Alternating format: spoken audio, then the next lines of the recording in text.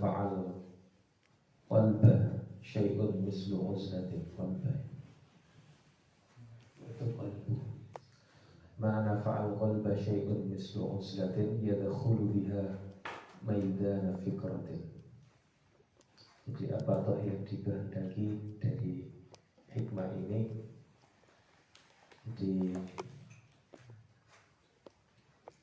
nafa'a itu isolul faidah, menyampaikan faidah.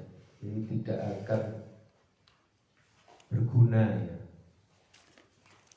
Tidak akan berguna hati itu tidak akan berguna ketika ia tidak masuk ke dalam uzlah diiringi dengan tafakkur yang ingin dikehendaki.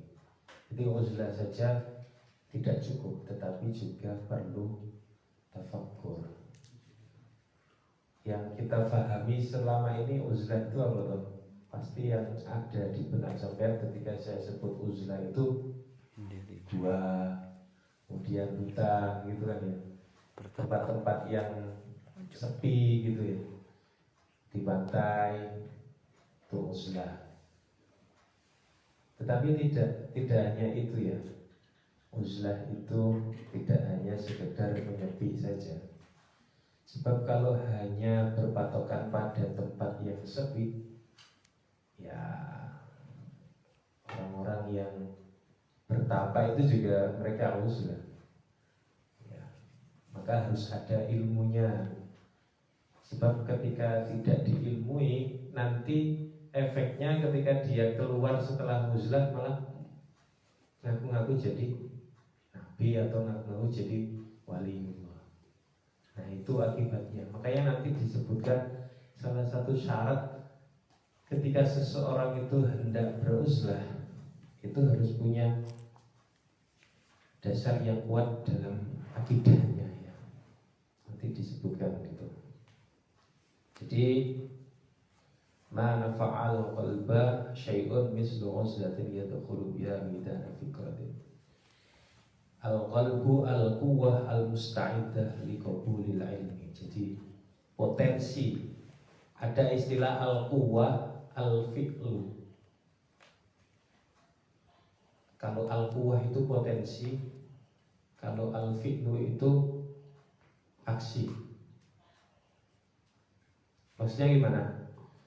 Saya berpotensi untuk berbuat baik dan berbuat buruk. Potensi kan, belum aktual. Kalau bil fi'l itu aktual. Ada bil quwwah, ada bil fi'li. Itu istilah satu lagi ya, tentang term khusus di filsafat itu. Bil quwwah dan bil fi'li. Kalau bil fi'li itu sudah aktual. Kalau bil quwwah itu masih potensial. Kita itu semua manusia itu punya potensi baik dan buruk. Di surat apa itu fa'alhamaha fujuraha wa taqwaha. Potensi fujur bisa, potensi takwa juga bisa. Jadi memang sudah diilhamkan wa alhamaha fujuraha wa taqwaha. Manusia itu punya potensi untuk fujur, punya potensi untuk takwa. Terus gimana ayatnya? Fa'alhamaha fujuraha wa taqwaha. Qad aflaha man zakkaha. Maka beruntunglah bagi orang yang zakkah, mensucikan dirinya. Wa qad khaba man dassaha. Sebaliknya rugi ya orang yang mengotori jiwanya. Jadi orang-orang yang beruntung itu adalah orang yang man khobaman zakka. Itu dua potensi manusia yang dimiliki. Tergantung kita mau mengaktualkan atau tidak. Nah, itu yang dinilai nanti di akhirat oleh Allah Subhanahu wa taala. Nah, kita itu jangan selalu ini ya, ketika menisbatkan diri kita, kesalahan kita kepada Allah. Kan ada loh kaum-kaum yang qadariyah ya, yang mereka mengatakan bahwa saya tidak bisa berbuat apa-apa karena memang sudah ditakdir demikian. Tidak, Allah itu memberi potensi baik dan buruk kepada diri kita. Nah, kita mau mengaktualkan yang mana itu ada di kuasa kita. Nah, itu yang nanti akan dimintai pertanggungjawaban. Nah, kembali ke ini, ke mudawatu amradil qalbi wajibatun. Jadi mengobati mudawarah, ya, mengobati penyakit-penyakit hati itu wajib bagi seorang murid. Murid itu istilah ini juga ya, istilah kunci di tasawuf. Kalau kita murid itu kan murid-murid yang sekolah itu kita sebut murid. Tetapi al-murid itu orang yang menghasrati. Dari kata arada yuridu, menginginkan, menghasrati. Jadi setiap salik, seorang penempuh jalan suluk, ya, penempuh jalan menuju Allah, itu wajib untuk bagi dirinya mengobati hatinya. Nah, saya di situ saya tulis asbabu amradil qulub. Jadi sebab-sebab mengapa hati itu menjadi sakit. Ada dua di situ, inqiyaduhu ila hawan nafs. Jadi ingkiat, jadi terikat, jadi dirinya itu terikat dengan hawa nafsunya. Yang kedua, ansahu bi'alamil hissi. Bi'alamil hissi, ada alamul hissi, alam yang tercerap oleh indera, panca indera. Yang kelihatan ini namanya alamul hissi. Nanti ada alamul syahadah, ada alamul malakut, alam malaikat, beda lagi. Kalau alamul hissi itu yang kita bisa cerap sekarang ini, yang bisa kita lihat, kita perdengarkan, kita bisa raba, itu alamul hissi. Ya. Yang pertama, qiyadu ila hawan nafs. Jadi seorang murid itu ketika hatinya itu dia terikat dengan hawa nafsunya, maka itu menyebabkan apa? Sakit hatinya. Nah, kalau kita itu sedang sakit secara fisik saja, itu secara cepat-cepat kita akan sulit untuk melakukan aktivitas, ya.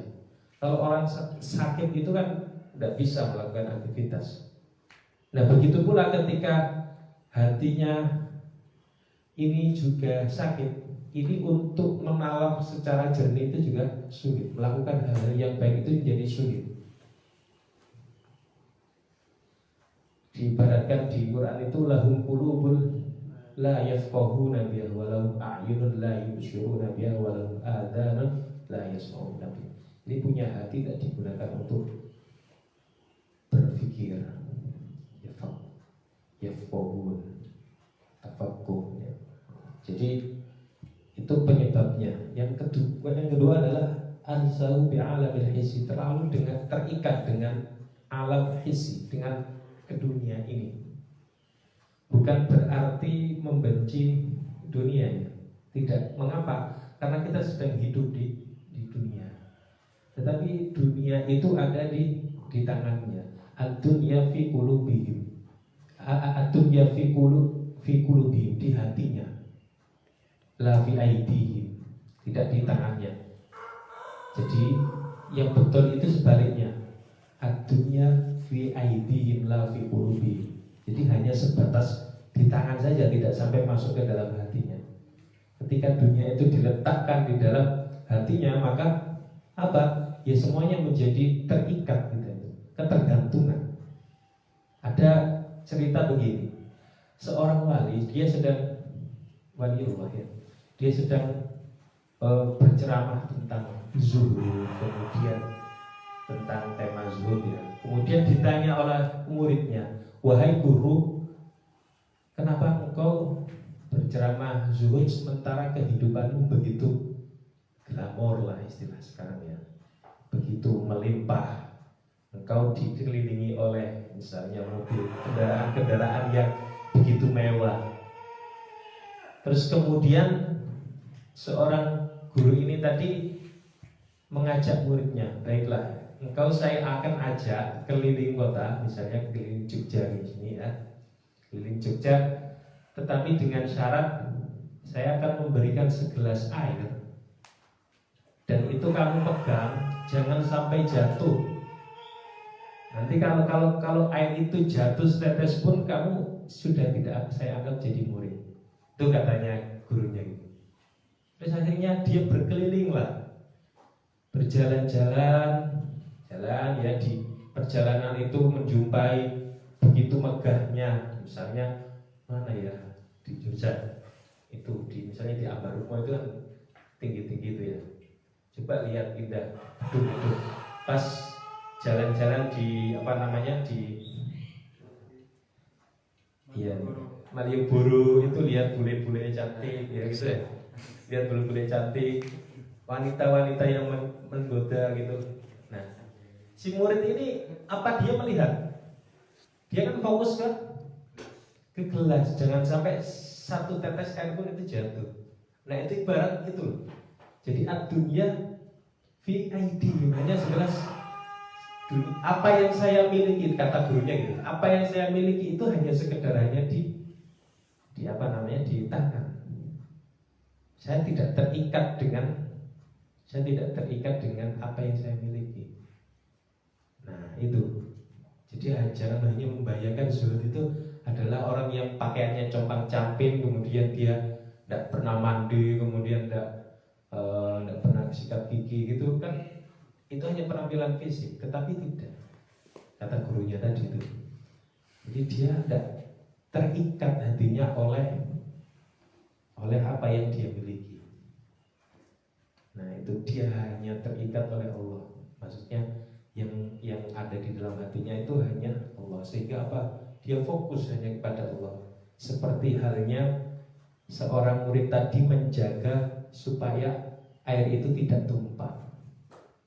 Nah, dia tidak gemilau dengan keindahan sekitarnya. Nah itu ibarat az-zuhud itu tadi. Itu ya modal. Jadi wajib bagi seorang murid itu untuk membersihkan hatinya. Wa amraduhu innama takun min ghalabati ahkamit tabi alaihi min suhbati lil abdad. Jadi penyakit hati itu yang apa ya? Dia bertolak belakang dengan tabiat yang dimiliki oleh manusia. Sebetulnya pengobatan ya. Wa mudawatu hadzal marad ta'ti min wujuhin katsiratin. Banyak sekali macam-macamnya wajahnya. Maksudnya cara untuk mengobatinya. Wa ablaghuha fi dzalika wa anfa'uha al-uzlatu 'anil nas. Jadi al-uzlatu 'anil nas, meninggalkan diri dari kerumunan ya. Tetapi pada prinsipnya begini, Rasulullah itu pernah bersabda suatu ketika ditanya oleh para sahabatnya itu, ya Rasulullah, ayyun nas afdalu, siapa di antara sekian manusia itu yang paling utama? Kemudian dijawab oleh beliau, mukminun yujahidu fi sabilillah bi nafsihi wa malihi. Seorang mukmin atau rajulun, seseorang yang dia itu berjihad di jalan Allah menggunakan hartanya, menggunakan dengan dirinya. Mal itu dari kata mailun ya. Jadi mail itu condong artinya. Artinya mal itu apa? Sesuatu yang membuat kita condong kepadanya. Tidak semata dia berupa uang, materi, tetapi juga bisa berupa ini juga. Apapun yang kamu miliki, yang kamu tendensius kepadanya, itu namanya mal. Harta, jabatan, tahta, apalagi wanita, kota. Kemudian kalau kamu condong kepadanya, itu namanya mal, segala sesuatu. Nah, Rasulullah menyebutkan yujahidu fi sabilillah bi nafsihi wa malihi. Jadi orang yang berjihad di jalan Allah dengan kemampuan yang dia miliki dan dengan hartanya. Terus ini lagi, ada lagi. Summaman, kemudian siapa lagi? Allah itu rajulun ya'budullah fi sya'bin minasyi'ab. Jadi seseorang yang dia beribadah kepada Allah di Sya'ab itu kayak gunung. Gunung-gunung di lembah-lembah, di sepi-sepian itu. Tetapi tujuannya wa yad'un nas min syarrihi, agar manusia itu terhindar dari keburukannya. Nah, ini apa namanya? prinsip uzlah yang ditekankan oleh Rasulullah. Jadi dia meninggalkan kerumunan manusia itu bukan dalam rangka menghindari perilaku buruk manusia, tetapi tidak. Prinsipnya itu kembali kepada dirinya, supaya dirinya itu keburukan yang dia miliki tidak sampai menular ke manusia. Nah, itu prinsip dari Rasulullah. Jadi wa yad'un nas min syarri, agar manusia itu terhindar dari keburukan yang dia miliki.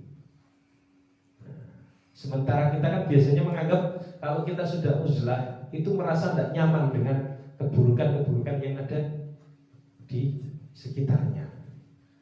Tetapi justru sebaliknya, Rasulullah ini membalik berapa 180 derajat ya, bahwa yang dimaksud dengan uzlah itu adalah supaya dia tidak mencemari perilaku manusia.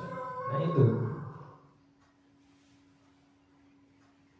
kalau di sini disebutkan, makanya ada pembagian ya, uzlatul awal dan uzlatul khawas. Supaya ini ya, wal uzlatu ala wajhi sani sifatus syaitan. Ada uzlah yang itu memang sifatus syaitan, yaitu apa? Li'annaha anafatun min khalqillah wa takabbaru iblis ma'nahu ana khairun minhu. Supaya menghindari diri untuk mengucapkan ana khairun minhu, sebagaimana iblis di dalam Quran itu ketika diperintahkan oleh Allah untuk bersujud kepada Adam, itu mengatakan ana khairun minhu, artinya saya lebih baik daripadanya.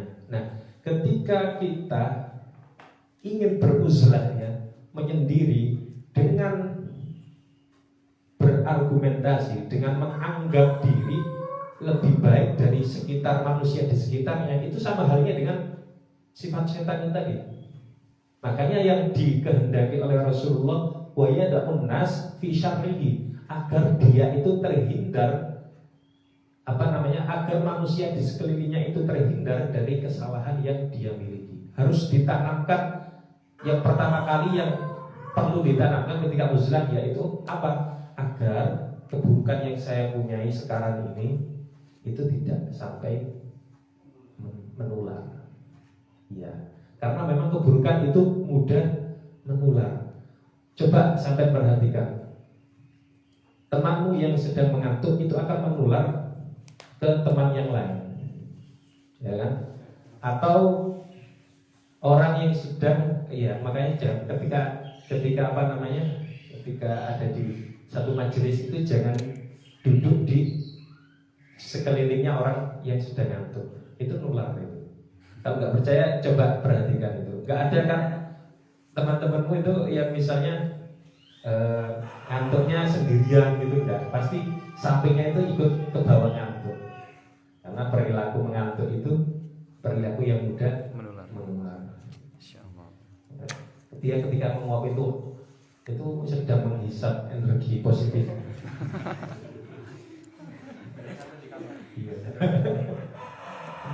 Makanya gitu ya. Kalau di sini sebutkan gini, al insanu majbulun bi hubbis sariqati min tabi'i akhihi. Jadi manusia itu diwatak oleh Allah sebagai pencuri ulung dari watak temannya. Jadi makanya itu pentingnya kita memilih lingkungan yang baik. Kenapa kita diperintahkan supaya berada di tengah-tengah lingkungan yang kondusif? Sebab mengapa? Ketika lingkungan itu kondusif, baik, insya Allah kita juga terpaksa untuk baik, minimal itu. Iya. Cuman tidak akan menjumpai teman di Taruna Juara ini ya naudzubillah ya, misalnya apa gitu yang memakai obat lah, kemudian kan nggak mungkin kan, kita kan lingkungannya memaksa untuk baik.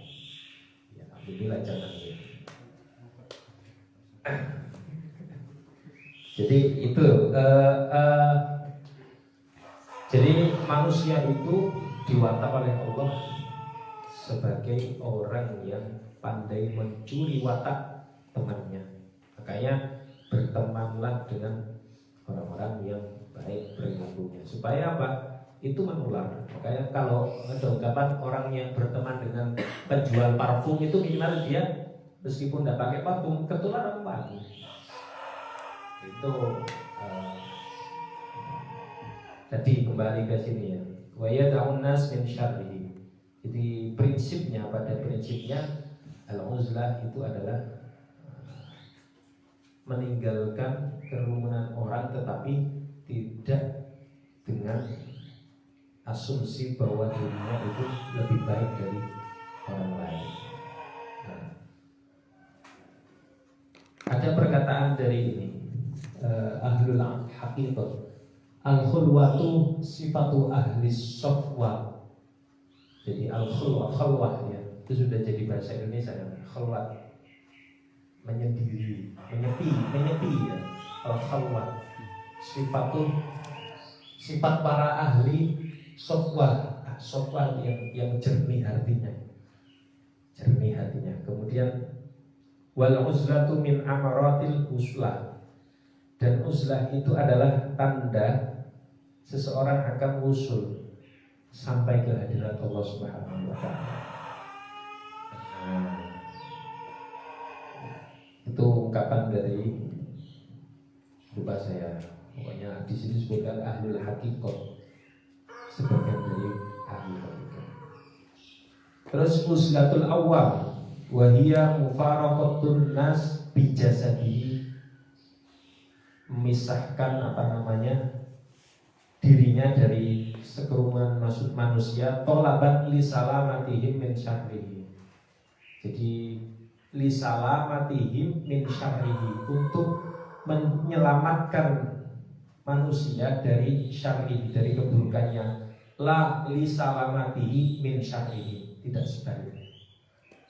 Jadi itu sifatul atqiya, sifatnya orang-orang yang bertakwa ya.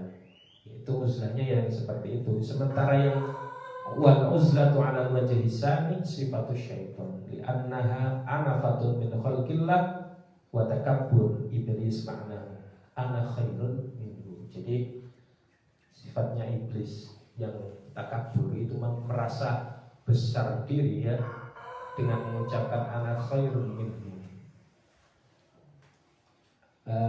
Ada 4 kata yang itu berbahaya bagi seorang mukmin ya. Arba'atun muhlikatun min muslim. Jadi ada 4 kata, yaitu ana, kemudian nahnu, li wa indi, punyaku dan milikku. Itu 4 kata yang harus sebisa mungkin dihindari. Untuk apa? Menghindarkan kita dari sifat takabur. Kalau kita sedang ngobrol gitu ya sama teman, kok 1 menit aja udah nyebut aku berapa kali, itu hati-hati ya. Aku lu, punyaku lu, hafalanku lu gitu, atau apaku, milikku lu. Nah itu untuk, makanya disebut arba'atul muhlikat. Jadi 4 kata yang menyengsarakan atau menghancurkan, yaitu ana, nahnu, wali, wa indi. Gitu. Nahnu itu kan dia bisa untuk kami, kita, itu sama aja. Sementara ana itu juga bisa untuk bermakna nahnu. Namanya mu'adzam nafsa, mengagungkan diri.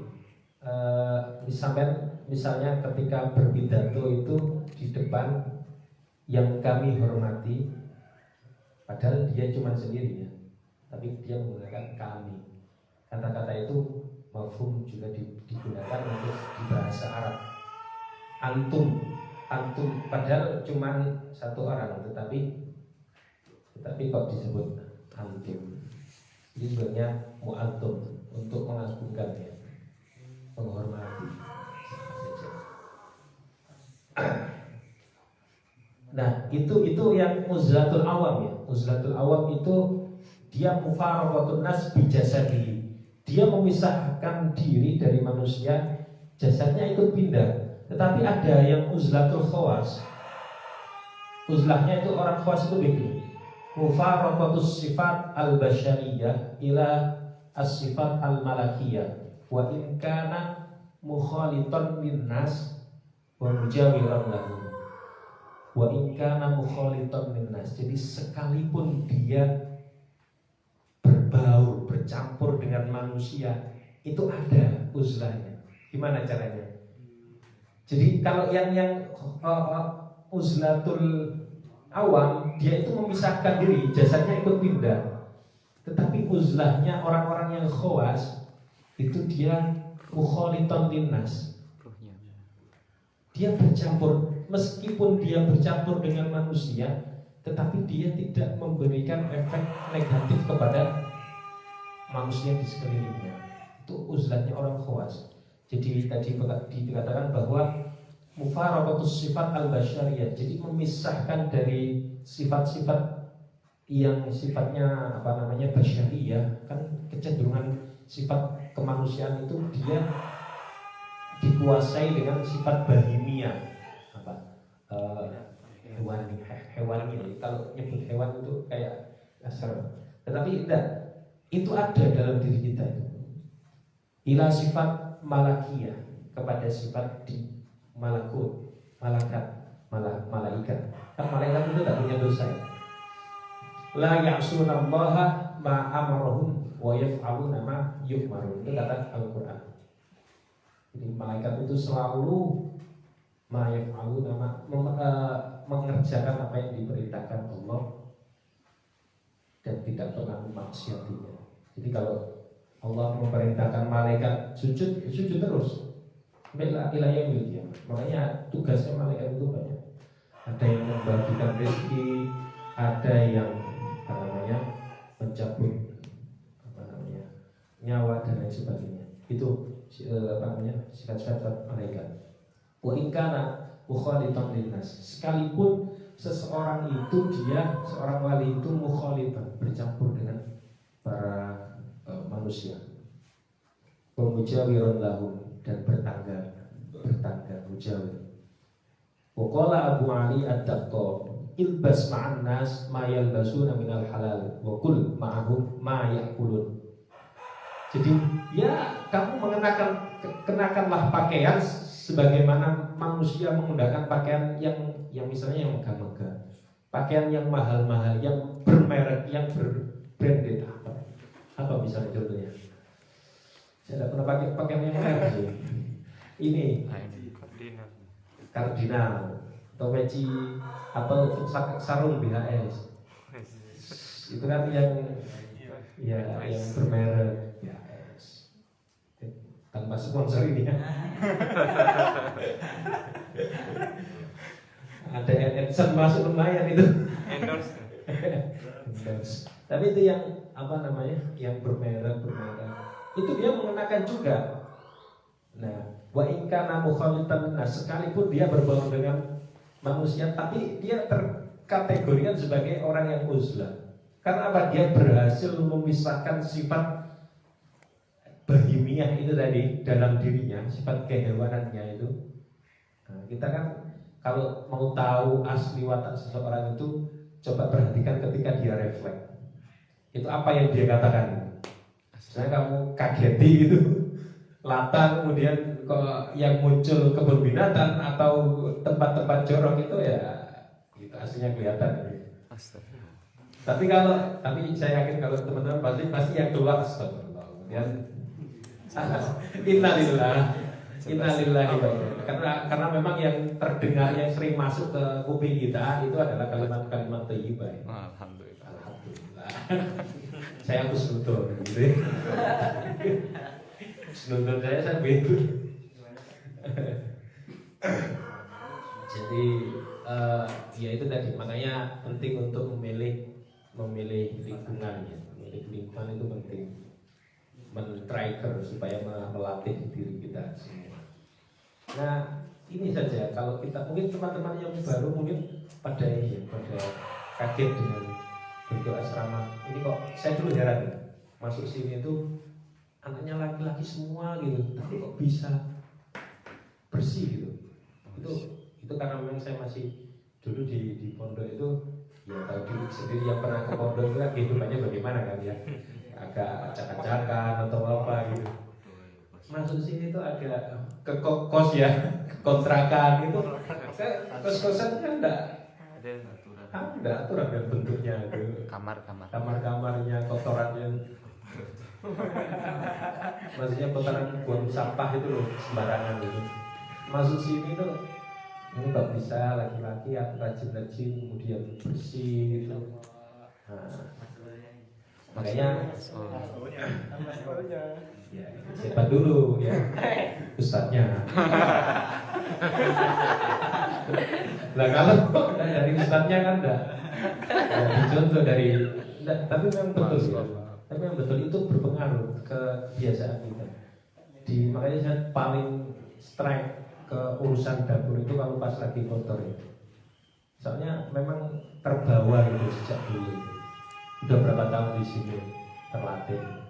Ya mau nggak mau, awalnya terpaksa menjadi terbiasa. Itu kuncinya gitu. Jadi dipaksa untuk bersih ya, akhirnya jadi bersih. Nah, meskipun tadi dia seseorang tadi mukhaliton linnas, bercampur baur dengan manusia, tetapi dia tetap terkategori sebagai orang yang uzlah karena dia sudah mampu memangkaskan diri dari sifat-sifat yang menguasai, sifat-sifat hewaniah yang ada di dalam dirinya itu. Maka di sini ada ilbas ma'annas. Jadi kenakanlah pakaian sebagaimana manusia menggunakan pakaian. Kemudian wakul ma'ahum ma yaquluna. Jadi makanlah apa yang dimakan oleh manusia. Manusia makanannya enak-enak, dimakan. Secara zahir dia nampaknya tidak beruzlah, tetapi secara ruh atau batinnya dia sedang beruzlah. Itu yang uzlatul khawas. Nah, faidatu uzlah, faedahnya uzlah ya. Assalamatu minal ghaibah. Selamat dari membicarakan orang lain. Sebenarnya ghibah itu dari kata Arab ya. Dia sudah menjadi bahasa Indonesia. Dari kata ghaib. Yang betul ghaibah. Artinya ghaib itu kan kita membicarakan orang yang tidak hadir. Ghaib, yang kosong. Nah, assalamatu minal ghaibah. Assalamatu minal ghaibah sama aja. Kalau bahasa Indonesia ya ghibah, kalau bahasa Arabnya ya ghaibah. Selamat dari ghaib. Membicarakan orang lain. Nah, kalau dia sedang sendiri kan tidak mungkin membicarakan orang lain ya. Nah, kalau dalam tataran para wali ya, kasih Allah itu seseorang yang mengabsenkan diri di dalam hatinya, mengkosongkan diri dari Allah, sesuatu dan terikat dengan sesuatu selain Allah, maka dia sudah berdosa. Itu kalau kita mau ketat di dalam tasawuf. Kan selama ini kita hanya ketat dalam masalah hukum fikih. Misalnya halal, ini haram, ini kan jelas. Tetapi standar tasawuf itu juga punya standar yang ketat. Gimana ketatnya? Mereka para kekasih Allah itu kalau sudah absen, sedang kosong, ghaib, hatinya sepintas saja tidak mengingat Allah ya. Artinya dia mengingat selain Allah, itu sudah terkategori maksiat. Gimana ya? Mau pakai standar fikih apa standar berat ya. Makanya kita kan sulit untuk mencapai makom yang lebih tinggi. tidak membicarakan apa namanya, kita akan terhindar. As-salamatu minal ghaibah. Yang kedua, as-salamatu minar riya. Selamat dari riya. Kan orang sedang riya itu kan sedang ingin dilihat, dari kata ro'aya ru'yatan atau ri'ayat. Jadi dia beramal ingin diperhatikan oleh orang lain, ingin dipuji. Nah, kalau kita sedang uzlah itu kan nggak mungkin riya, mau lihat kepada siapa ya, sedang sendiri kan.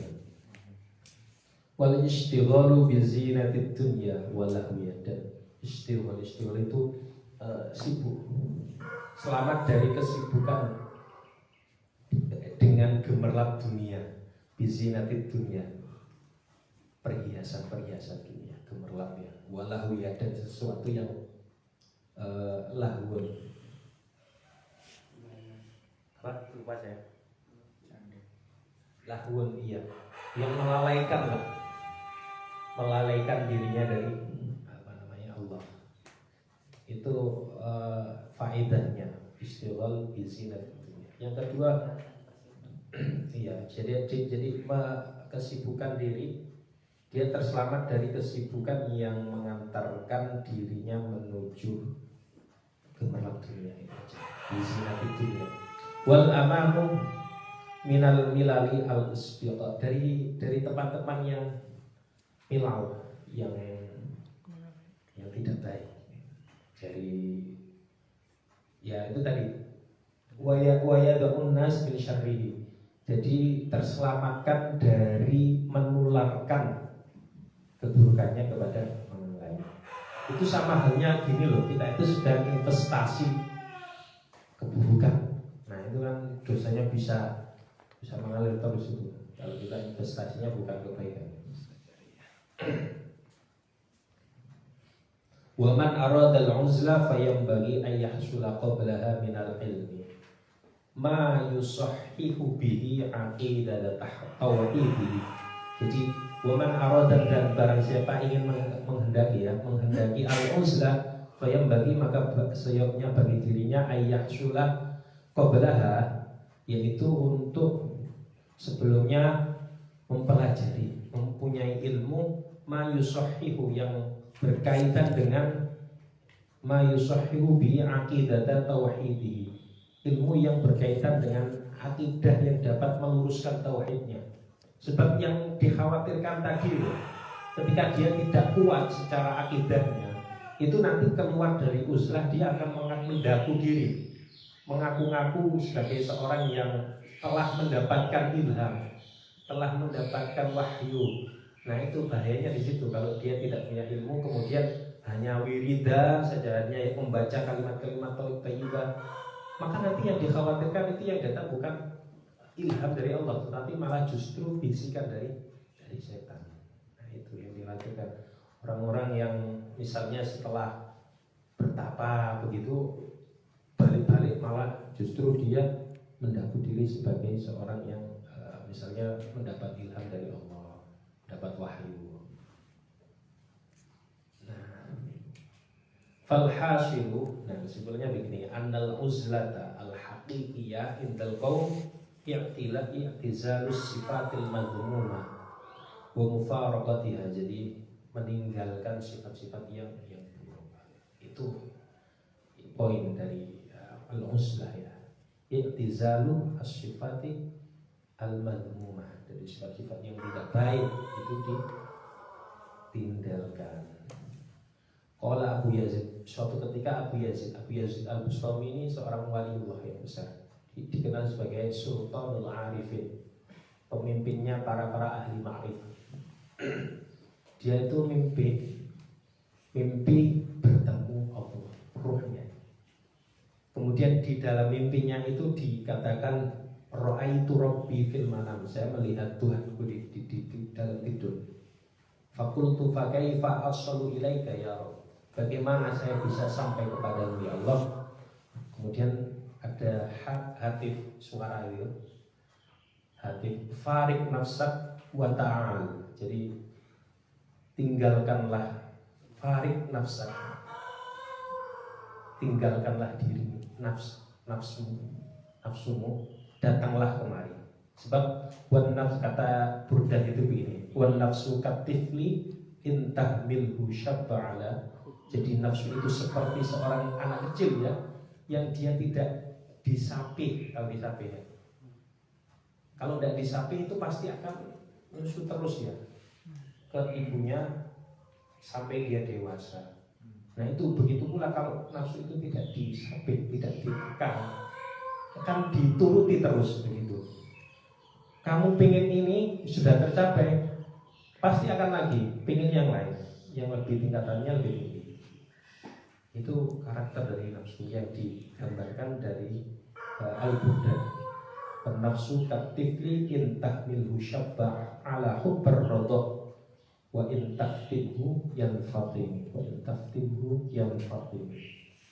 Nah, gitu. Oke, saya kira itu dari berapa menit Mas? Berapa menit? Cukup ya? Cukup. Sudah panjang ini ya. Mulai tadi 45 menit. Saya kira itu aja. Ada yang direspon? Ada pertanyaan atau apa?